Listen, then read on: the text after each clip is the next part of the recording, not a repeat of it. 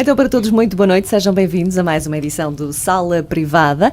Tivemos aqui uma pausa, mas já regressamos com temas e com convidados muito interessantes e hoje é um desses dias. Temos aqui a nossa sala cheia, a doutora Isabel, que é um habitué neste nosso programa, o Nuno Trovão, doutor Nuno Trovão, que também já passou a ser colaborador aqui do Sala Privada, e hoje com a doutora Carla Veiga Rodrigues, que é médica de Medicina Geral e Familiar, especializada em Medicina Sexual pelo Comitê Europeu e reconhecida pela Ordem dos Médicos em Sexologia. Disse bem? Obrigada pela sua presença no programa de hoje, no nosso Sala Privada, um programa que tenta, sem tabus, falar aqui de vários temas, e hoje vamos ter aqui um tema que será um tema sensível para quem nos está a ouvir e que ainda levanta aqui tantas questões e tantas dúvidas e tantas más interpretações, e hoje nós vamos aqui tentar, de certa forma, e ao nosso jeito, falar um bocadinho disso, Isabel. Sim, olá, boa noite a todos. Hoje trazemos um tema que já há muito tempo eu queria trazer aqui, que é o tema do sexo, orientação e identidade. Sinto que este tema é realmente importante de fazê-lo chegar aos nossos ouvintes. Acho que é importante terem mais conhecimento sobre este assunto, compreenderem melhor o que é sexo, o que é orientação, o que é identidade sexual, conseguirem diferenciar, não é, as várias diferenças. E tomarem ao mesmo tempo consciência das dificuldades que esta temática tem e traz para todos os envolvidos nestas problemáticas. E para este assunto, pronto, realmente quis trazer estes convidados que também estão completamente dentro desta temática e que poderão trazer o seu cunho pessoal a nível também da experiência profissional que têm. E poderíamos passar já até a palavra ao Dr. Nuno Trovão. Olá, boa noite, obrigado mais uma vez pelo convite. Este tema que surgiu entre nós em conversa também não veio por acaso na altura em que vem. Esta altura de verão, embora possa variar um bocadinho o mês pelo mundo, é por definição a altura das comemorações da comunidade e dos direitos e das conquistas da comunidade LGBTI, portanto, para quem não estiver familiarizado com a comunidade homossexual e transgénero ou intergénero, e que começou, acho que é também elucidativo sabermos, começou precisamente por um protesto contra a opressão e contra a discriminação negativa.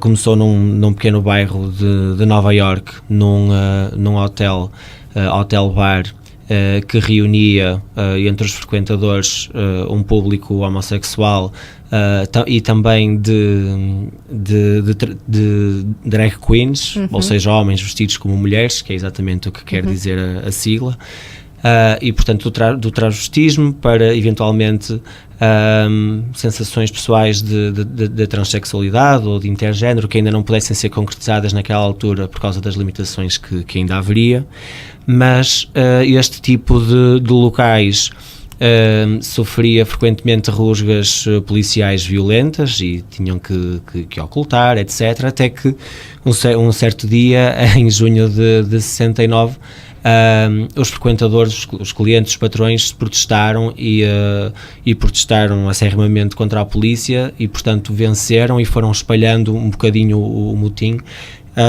até que o presidente Clinton, no ano de 2000, declarou o mês oficial das comemorações dos direitos da comunidade homossexual, e que depois o presidente Obama estendeu, portanto, a estes conceitos que também queremos aqui alargar, das pessoas com uma diferente identidade de género ou com diferentes comportamentos sexuais e que não se relacionam diretamente com a identidade de género.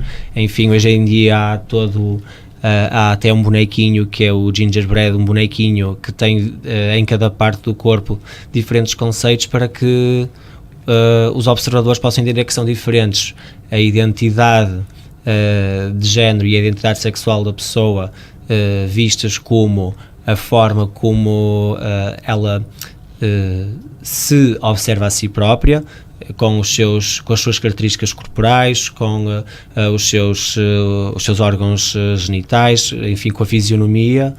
É diferente, embora possa estar próximo, nem em todas as pessoas, da orientação sexual, ou seja, do alvo sexual que provoca um apelo nesta pessoa e que em si também depende de vários fatores biológicos. Muitas vezes fala-se da escolha e é uma batalha política, digamos, importante, as pessoas quererem dizer que são livres de escolher a pessoa com quem vivem ou que amam, mas isto é tão natural quanto estas pessoas, ou todos nós de nascença, termos fatores biológicos e genéticos que nos empurram para nos identificarmos ou nos sentirmos atraídos e compelidos para certas características que o outro tem, sejam de género masculino, feminino ou intergénero também.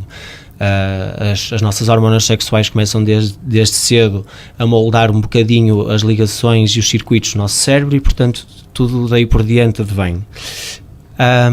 E, portanto, hoje em dia temos estes conceitos tão alargados, o próprio papel de género, ou seja, às vezes há muita confusão e vemos nisso algumas pessoas em sofrimento psicológico por se sentirem com uma muito definida e sólida identidade de género, por exemplo, como um homem. Mas o seu papel na família e em casa acaba por ser um bocadinho mais, às vezes, de não estar a trabalhar e a mulher estar, de cuidar dos filhos, de cuidar do lar, e isto faz uma confusão porque o papel do género parece não bater certo tradicionalmente com a identidade e com a orientação sexual. Depois também temos os casos e é assim que vemos na medicina, homens que têm sexo com homens, mulheres que têm sexo com mulheres, que não podem não corresponder exatamente a toda uma homossexualidade, e falamos das pessoas que estão em ambientes de trabalho ou até a cumprir pena, onde estão restringidos exatamente àquele tipo de atividade, e portanto o comportamento não define toda a pessoa. Claro. E é importante termos a noção deste bonequinho, ou seja, que tem partes do corpo próximas umas das outras, que significa que podem estar próximas à orientação, o objeto de amor, a forma como se observa no masculino ou no feminino ou entre os dois, mas que não têm que ser exatamente sobreponíveis. E esse é muitas vezes o fator de confusão e que causa, enfim, atritos na família ou até no local de emprego, etc., e que podem facilmente ser esclarecidos, não é? E evitar esse tipo de sofrimento. Eu, se calhar, também passo agora a palavra aqui à doutora Carla, para nos falar um bocado da experiência que tem tido. Pode ser, Carla? Pode. Olá, boa noite a todos. Eu gostei muito da forma como o Nuno acabou de descrever a autodeterminação. Isto é mesmo uma questão autodeterminativa. Eu sou o que eu quero ser, independentemente dos genitais com quem eu nasci, independentemente da sociedade onde eu estou, independentemente do que se espera de mim pelo género com que eu nasci e independentemente das minhas circunstâncias.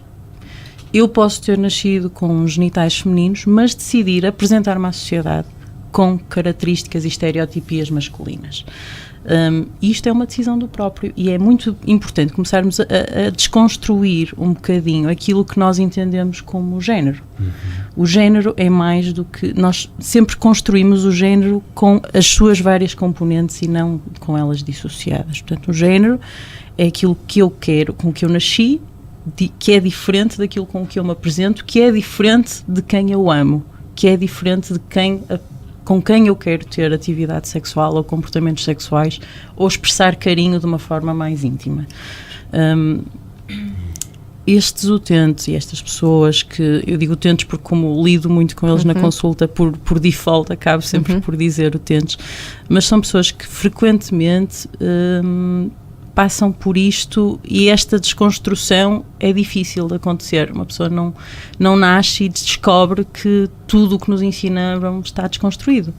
Não é? Se vivemos numa sociedade em que o papel da mulher foi quase sempre cozinhar, estar em casa, preparar a família e ajudar a família, vimos a emancipação feminina na desconstrução daquilo que se espera da mulher, que foi um começo. A mulher dizer, não, eu vou trabalhar, eu vou ganhar dinheiro, eu não sou só uma dona de casa. E começamos aí, já a desconstruir o papel de género. E tivemos sempre esta ajuda da comunidade LGBTI, que foi desconstruindo o género na questão da perspectiva amorosa, na perspectiva do papel de biologia versus género expressado. que é que nos acontece? Frequentemente, quando há a questão da disforia de género ou de uma incompatibilidade do género cis, que é aquele com que nós nascemos, com o género com que nós nos identificamos, isto cria o que nós chamamos de uma dissociação cognitiva.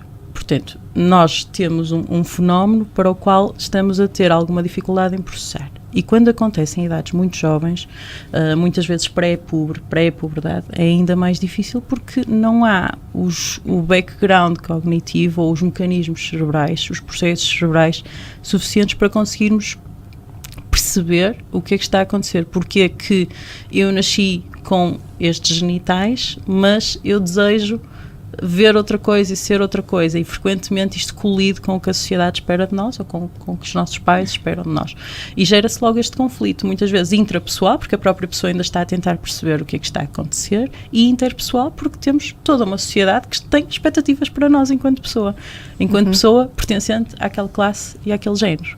E isto torna-se frequentemente traumático quando são idades muito, muito jovens. E a taxa de suicídios nesta população é altíssima, tanto pela incompreensão do próprio em relação ao que sente, ao ser certo e errado, à validação dos seus sentimentos, como pela atitude dos que nos rodeiam em relação a estes sentimentos. Era essa a questão que eu ia colocar, e como profissional, e lida com pessoas com estes problemas e com esta questão de tentar perceber primeiro quem é, não é? Como se sente, e depois o papel da sociedade. Isto emocionalmente é algo muito violento para a pessoa que está a passar por este processo. É duro, porque vou brincar um bocadinho com a situação, mas isto é um processo tipo cebola, não é? Vamos tirando casquinhas. Chorando muito. Vamos chorando muito, vamos tirando casquinhas, não é? Portanto, primeiro temos a questão de entendermos o que está a acontecer, que frequentemente ainda demora algum tempo a ser processado, ou não, há pessoas para quem isto foi claríssimo desde o início. Sim, exatamente. Vamos tentar não generalizar e vou tentar não cair na normatividade de dizer isto só acontece assim. Não é. Há toda uma panóplia de experiências diferentes e vejo isso no dia a dia. Agora, vamos personalizar. Imagina, eu nasci mulher, mas eu sinto que sou homem, mas eu posso vestir-me como mulher, portanto eu ainda não tirei esta primeira casca, e eu posso entretanto decidir androgenizar o meu aspecto, portanto a minha imagem de género para a sociedade pode ser, começa por feminina e vai se tornando masculina. Ok, então foi uma casquinha que eu tirei. Depois eu posso começar a decidir fazer algo sobre isso, porque é uma decisão. Ok?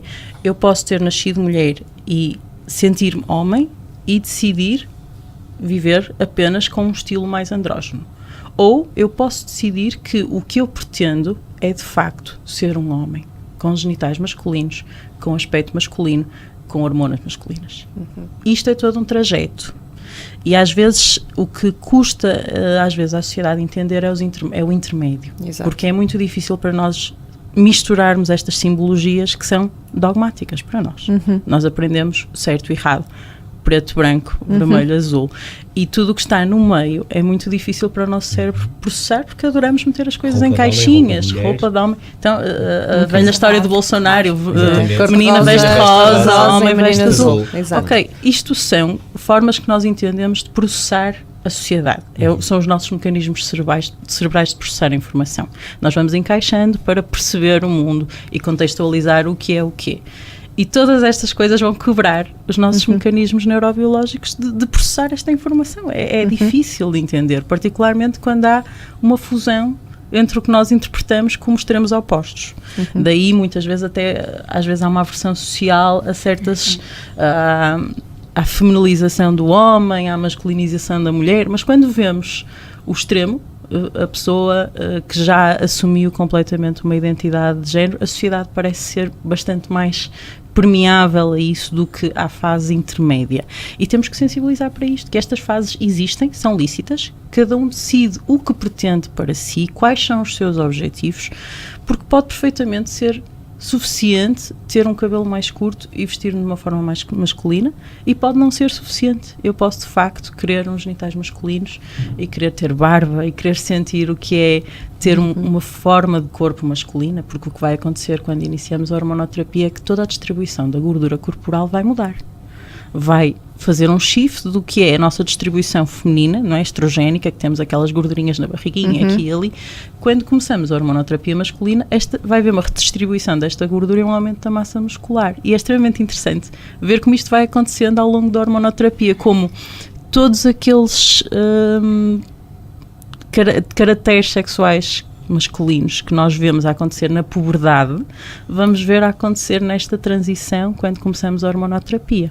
Agora, isto apenas para reforçar que é lícito eu decidir apenas ter hormonoterapia e não fazer cirurgia.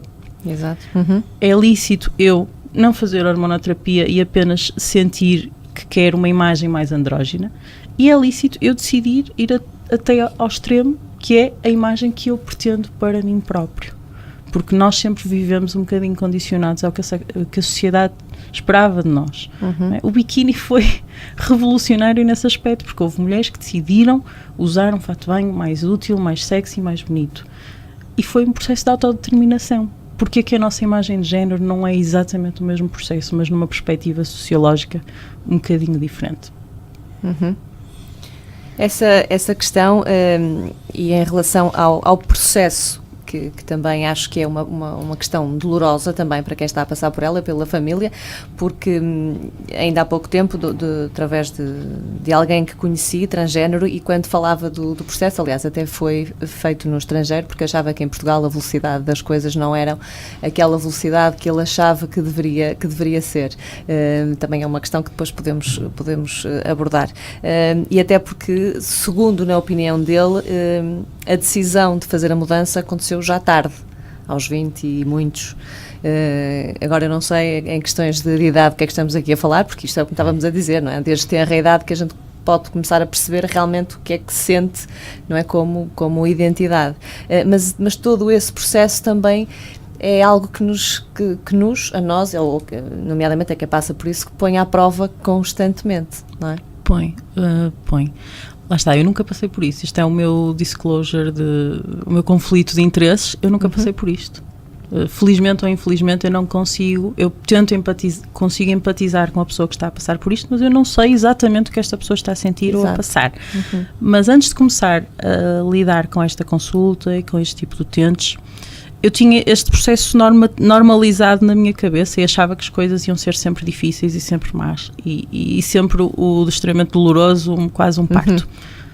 Com a experiência vejo que não é sempre assim. Há pessoas que de facto têm uma sorte tremenda nas pessoas que têm ao lado, na rede de suporte que têm, no apoio profissional que têm. Portanto, há pessoas que têm uma sorte imensa e há pessoas para quem o processo é um bocadinho mais difícil. Falando na questão da idade, do ser tarde ou ser cedo, nunca é tarde. Nunca é tarde para decidirmos viver o que nós somos ou o que nós queremos ser, de modo, obviamente, sem magoar outros e sem ferir outros no processo. A questão é que, frequentemente, com o aumento da idade, com o passar da idade, vamos estabelecendo compromissos sociais. Frequentemente, casamento, filhos, contratos, dívidas. Exato. Tudo isto torna extremamente mais difícil todo o processo de logística da transição de género.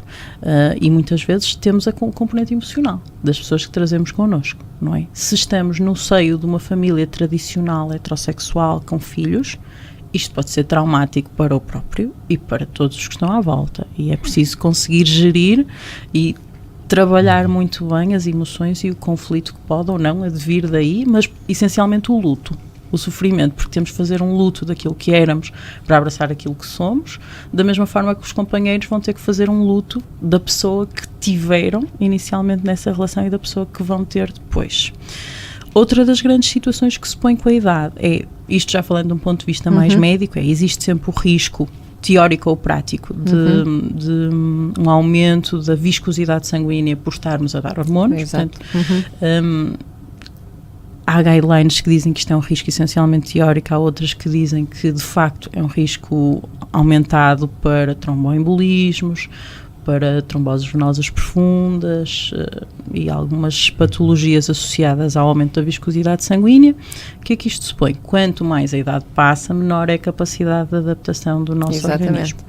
Isto não quer dizer que as mudanças não vão acontecer mais lentamente ou mais rapidamente, não é.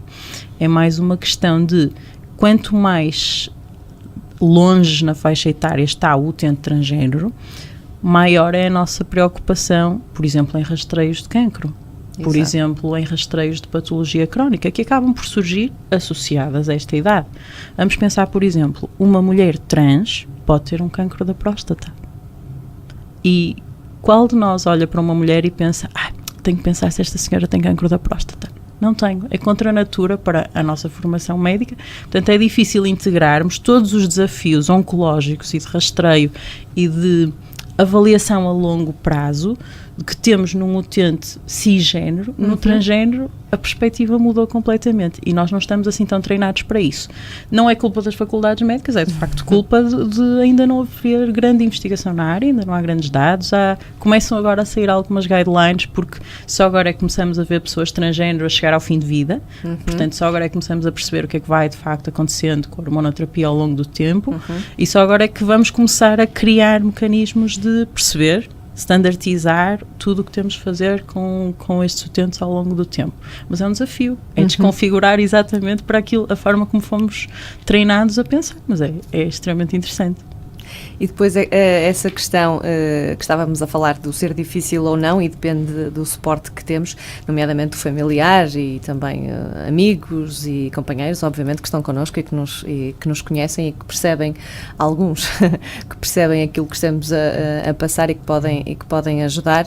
E pegando um bocadinho naquilo que às vezes em conversa temos aqui numa questão mais profissional e no contexto de terapeuta, Isabel, que a fase digamos, do sair do armário em relação à família também é complicada, porque para algumas famílias, eu acho que quando a família é uma família, como é que eu vou dizer bem unida, mas que se conhece bem e que partilha e que não é que existe ali uma relação mesmo forte, acho que meio caminho está andado para quando se toma essa decisão, a família ser mais fácil de compreender, não é? Mas depois há aquelas famílias que são mais rígidas e que mais têm, conservadoras, exatamente, sim, e que para quem... Que dificultam, neste caso, dificultam o processo de coming out, não é? Para estas pessoas que têm esta necessidade de mostrar aos seus familiares quem são enquanto pessoas, não é? Como são, não é? Como se identificam, ou melhor, o que precisam de ser para se sentirem bem, não é? Com elas próprias. Porque isto tem mesmo a ver com um bem-estar, não é? Com sentirmos bem na nossa pele, não é? É uma questão muito... A identidade é mesmo uma questão de nos sentirmos bem tal e qual como somos. Não tem a ver só com a questão da imagem corporal, é muito mais grave, de certa forma, a sensação de desconforto quando não nos sentimos bem com o nosso género, do que não nos sentirmos bem, por exemplo, porque temos 2 ou 3 quilos a mais, ou seja, não se coloca essa questão, não é esse tipo de desconforto, é um desconforto muito, muito diferente. As pessoas chegam ao ponto de não se sentir bem a apresentar com o nome que têm de nascimento, exatamente. Não é? Só o terem que dizer um nome de nascimento com o qual não se identificam, que não querem utilizar, pode levar muitas vezes a situações de evitamento social, não é? As pessoas não quererem sequer conhecer ninguém enquanto este processo não se inicia ou enquanto não há sequer uma transição de nome, uma mudança de nome, porque não querem estar a apresentar-se com o nome de nascimento, não é? Não querem estar a estabelecer laços com ninguém com o género que no presente têm, não é? Por isso as pessoas, o risco de depressão é enorme, não é? Também precisamente por não só pelo que sentem e por não se identificarem com o corpo que têm, e não só pela pressão que têm de terem que ser aceitos pela família e pelos amigos nesta necessidade desta mudança, mas também pela situação de isolamento em que muitas vezes se colocam, isolamento social, para não terem que se dar a conhecer a ninguém enquanto não iniciam, por exemplo, este processo. Esta fase de início de processo é uma fase difícil. Toda ela é difícil, mas só este arrancar, não é? Este primeiro passo é muito desafiante. E a questão dos pronomes é interessante, que é uma questão que frequentemente vem um bocadinho ridicularizada, às vezes quase nos filmes, nas séries, a questão da escolha do pronome pelo qual nós queremos ser tratados. Mas se pensarmos, antes do nosso nome, a primeira coisa que dizem sobre nós é o pronome. Não é? No meu caso é a Carla. E o facto de, se eu me interpreto como o Carlos, se me dizem a Carlos, isto é dissociativo, não é? E para a pessoa, o pronome é uma validação. É um eu entendo-te, eu vejo o que tu és, eu vejo o que tu queres ser e eu respeito-te. Eu posso concordar ou não, mas eu respeito-te, a escolha é tua. Se eu hoje decidir que o meu nome passou a ser Tartaruga Ninja, é a minha vontade e a minha autodeterminação. E é uma questão de respeito que a sociedade queremos que pelo menos nos deva, de aceitar aquilo pelo qual nós queremos ser tratados. E o pronome é o começo, e nas famílias a grande dificuldade muitas vezes é este início.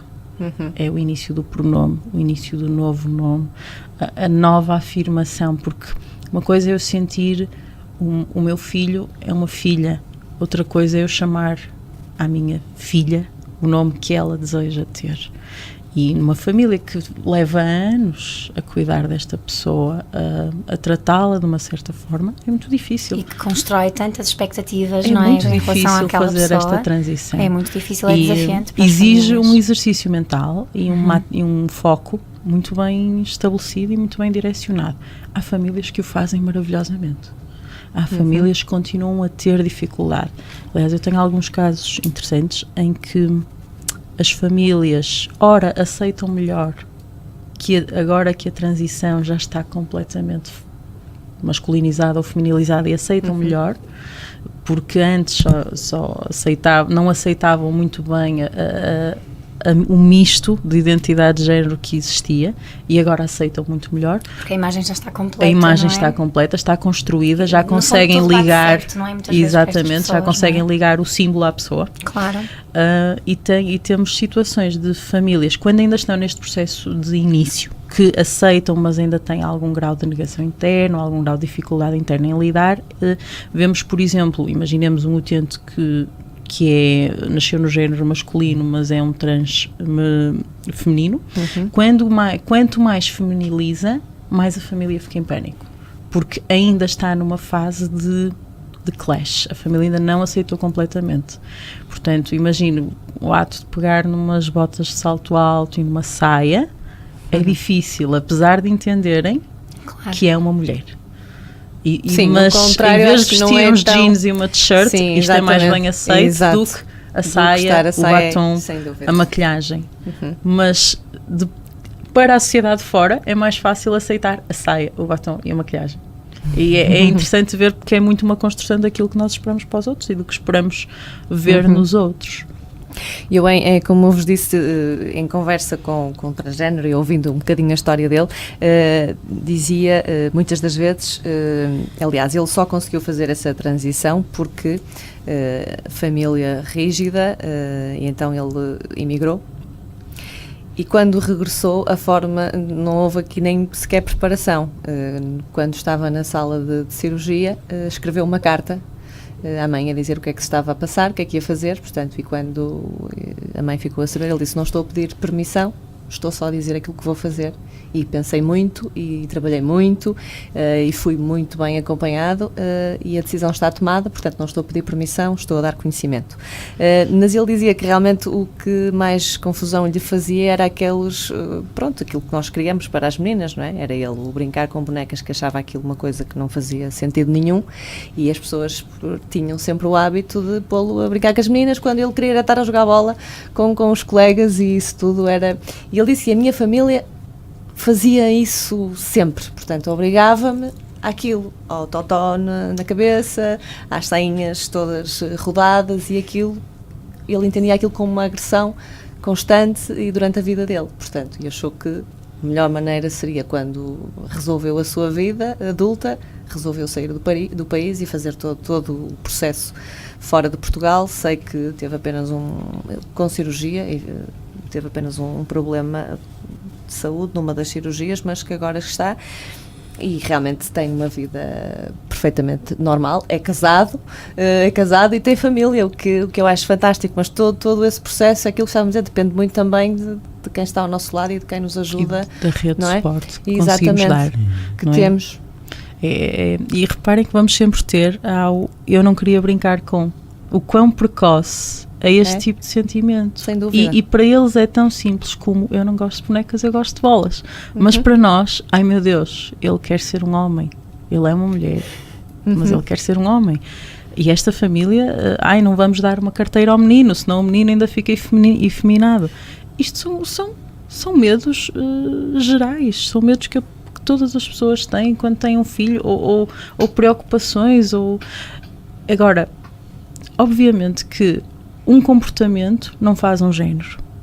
O querer jogar à bola não faz desta menina um menino. Sem dúvida. Mas também não vamos, por ser menina, proibir de jogar à bola. É uma questão pura e simplesmente de educação e de nurturing. Não é?